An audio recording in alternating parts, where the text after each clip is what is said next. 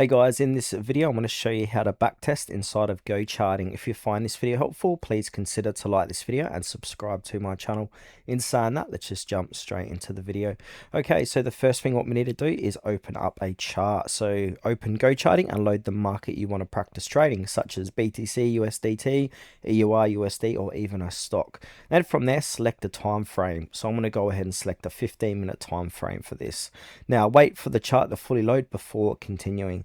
Now, then from here, we need to enable the bar replay. It's at the top here. We need to click on the replay button, so bar replay, and then this switches the chart into replay mode and opens the replay toolbar, which contains the controls you use during your backtest. Then from there, go ahead and choose your starting candle. So find the point in history where you want to begin your practice session. Go ahead and double click that candle where you want the replay to start. So I might go ahead and double click this candle here, like so, and then you're going to see all future candlesticks have been removed for this back test. Now, a pro tip here, choose a candle before a major trend breakout or support and resistance level to create realistic trading scenarios.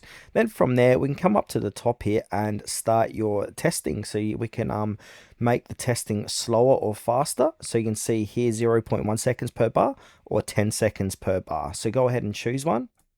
Start at a slower speed makes it easier to study each candle as it forms. So I'm going to go ahead and choose probably around there, and I'm going to click on play. Now, as new candles appear, make trading decisions just as you would in the live market. So ask yourself, would I enter a trade in here? Where would my stop loss go? Where is my take profit? Should I hold the position or exit?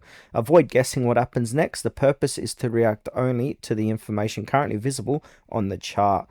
And we can also adjust this slider, so adjust the replay speed. So if the market is moving too fast, as in my case, I might slow this down. So that's making it too quick, so I'm going to slow it down to about 8.8 seconds per bar. Now, when price approaches key level or trade setups, reduce the speed again so you can carefully analyze each candle. This creates a more realistic trading experience.